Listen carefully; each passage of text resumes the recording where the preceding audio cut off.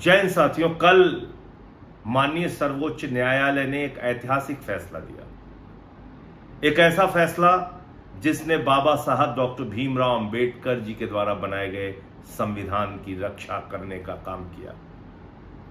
जब संविधान लिखा जा रहा था, देश का संविधान बनाया जा रहा था, तो बहुत लंबी बहस हुई कि क्या सबको वोट का अधिकार होना चाहिए, क्या सिर्फ पढ़े लिखे लोगों को वोट का अधिकार होना चाहिए, क्या गांव में रहने वाले गरीब अनपढ़ व्यक्ति को वोट का अधिकार होना चाहिए या नहीं होना चाहिए। लेकिन बाबा साहब ने, देश के संविधान ने, हमारे संविधान निर्माताओं ने यह कहा कि इस देश में वोट के मामले में राष्ट्रपति हो या गांव में रहने वाला गरीब आदमी एक बराबर होगा। वोट का अधिकार सबको होगा और सबका वोट एक गिना जाएगा। उस अधिकार को छीनने की कोशिश की गई, उस अधिकार पर डाका डालने की कोशिश की गई, उस अधिकार पे वोट चोरी करने की कोशिश की गई और इसके बहुत सारे साक्ष्य और प्रमाण सामने आए। एसआईआर क्या है? एसआईआर, जिस एसआईआर के तहत 65 लाख लोगों के नाम काट दिए गए, 65 लाख बिहार के मतदाताओं को वोट करने से वंचित किया जाएगा। उनके वोट का अधिकार छीनने की कोशिश की गई चुनाव आयोग के द्वारा। और कैसे की गई? जिंदा लोगों को मरा हुआ साबित कर दिया, मरे हुए लोगों को जिंदा साबित कर दिया, कुत्ते का निवास प्रमाण पत्र बन रहा है बिहार में, ट्रंप का वोट बिहार में बन रहा है। ऐसे हास्यास्पद मामले सामने आए जिसको देख के लोग हैरान हैं कि आखिर ये हो क्या रहा है। और ये कौन सा एसआईआर है जिसमें आप सिर्फ 65 लाख वोट डिलीट करने का काम कर रहे हैं, आप वोट जोड़ने का काम नहीं कर रहे हैं। इसका मतलब आपकी मंशा है टारगेट करके उन वोटों को काटना जो विपक्ष को जाता है, जिससे भारतीय जनता पार्टी और उनके गठबंधन को, जेडीयू को नुकसान हो सकता है। इसका तो साफ मतलब यही है, क्योंकि अगर आप कह रहे हैं कि यह गहन पुनरीक्षण है मतदाता सूची की, तो उसमें नाम कटने भी चाहिए और नाम जुड़ने भी चाहिए। आपने तो एक वोट भी नहीं जोड़ा, आपने तो सिर्फ 65 लाख वोट काट दिए, सीधे सीधे काट दिए। और इस पर कल माननीय सर्वोच्च न्यायालय ने कहा कि वो 65 लाख नाम कौन से हैं, आपने क्यों काटे हैं, क्या उसका आधार है, इसको सार्वजनिक कीजिए। चुनाव आयोग ने बहुत सारे बहाने किए, भारतीय जनता पार्टी लगातार उनके पक्ष में खड़ी है। तो ये तो चोर चोर मौसेदे भाई का गठबंधन हो गया। चुनाव आयोग की चोरी में भारतीय जनता पार्टी वाले उनके साथ क्यों खड़े हैं? इसका मतलब भारतीय जनता पार्टी के इशारे पर चुनाव आयोग की यह चोरी चल रही थी, उनके इशारे पे यह सब कुछ हो रहा था। कह रहे हैं हम नहीं बताएंगे हमने क्यों आपका नाम काटा है, हम नहीं बताएंगे कि 65 लाख वोट हमने क्यों काट दिए। उसके काटने का आधार क्या है? माननीय सर्वोच्च न्यायालय ने कहा उन 65 लाख वोटों के बारे में जानकारी सार्वजनिक कीजिए, ब्लॉक लेवल पे भी सार्वजनिक कीजिए, बूथ लेवल पे भी सार्वजनिक कीजिए, सारा डेटा आप ऑनलाइन कीजिए जिससे कोई भी आदमी सर्च कर सके, जान सके, देख सके उसका नाम जुड़ा है, कटा है तो क्यों कटा है। और इसमें तो जुड़ने का सवाल नहीं, कटा है।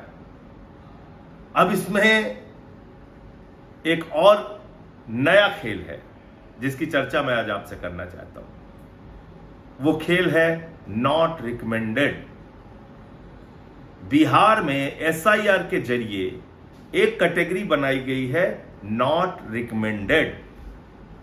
अब ये नॉट रिकमेंडेड कैटेगरी क्या है, ये कहां से आई और इसका आधार क्या है, किसी को कुछ नहीं मालूम। 2 जिलों का उदाहरण सामने आया है, कई पत्रकारों के माध्यम से और कई बुद्धिजीवियों के माध्यम से। और उसमें क्या कहा गया है कि इस गहन पुनरीक्षण प्रक्रिया के जरिए, यानी कि एसआईआर के जरिए, दरभंगा डिस्ट्रिक्ट में जहां पर 30 लाख वोट थे उसको काट कर 28 लाख वोट कर दिया गया, यानी 2 लाख मतदाता एसआईआर के जरिए डिलीट कर दिए गए। अब बचे 28 लाख मतदाता। अब उन 28 लाख मतदाताओं में 2,94,000 मतदाताओं का नाम बीएलओ के द्वारा नॉट रिकमेंडेड कर दिया गया।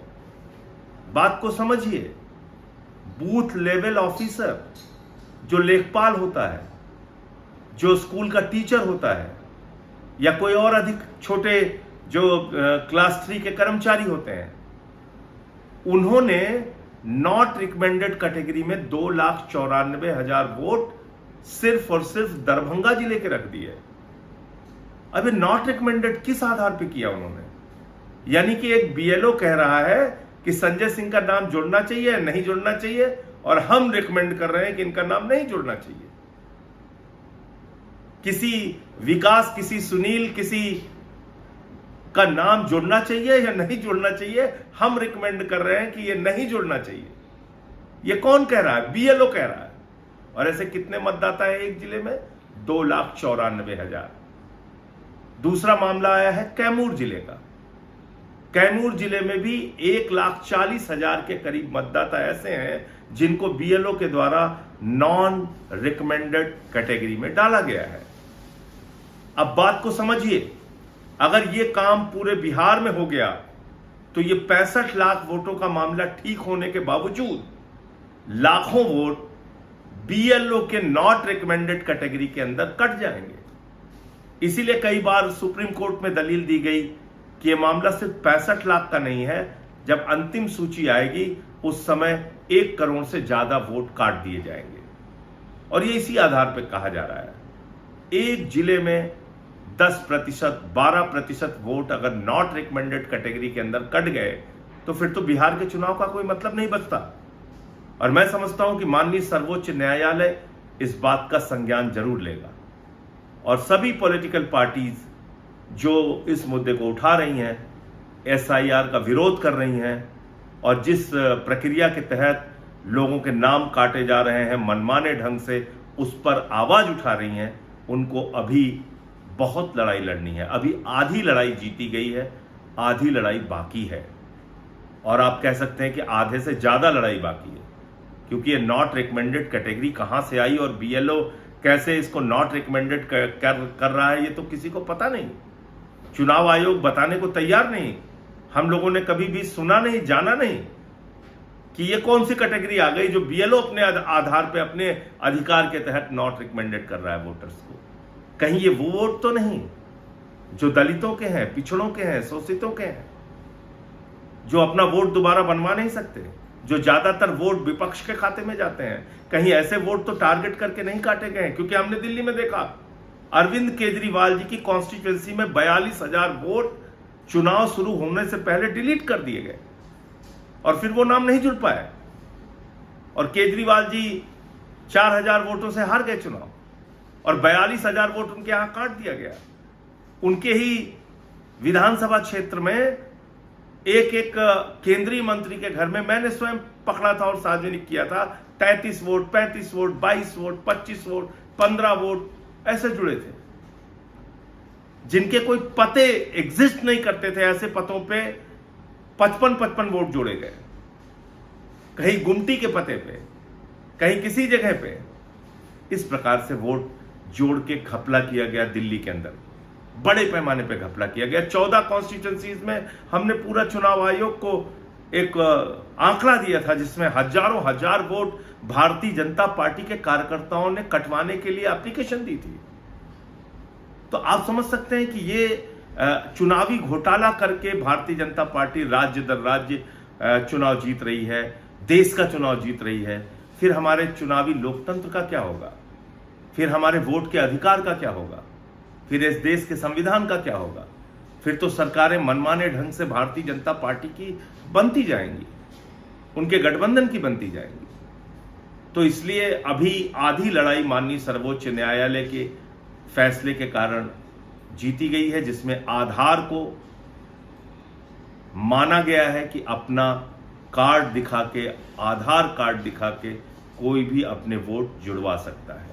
ये एक बड़ी जीत है और ये शायद ये फैसला देश के पैमाने पर भी काम देगा अगर ये एसआईआर की प्रक्रिया आगे बढ़ती है तो, क्योंकि आधार मानने से चुनाव आयोग इनकार कर रहा था। ये बड़ी अजीब बात है कि वही आधार कार्ड को आधार मानकर झारखंड में लोगों के नाम जोड़े गए मतदाता सूची में, लेकिन बिहार में कह रहे हैं हम आधार कार्ड नहीं मानेंगे।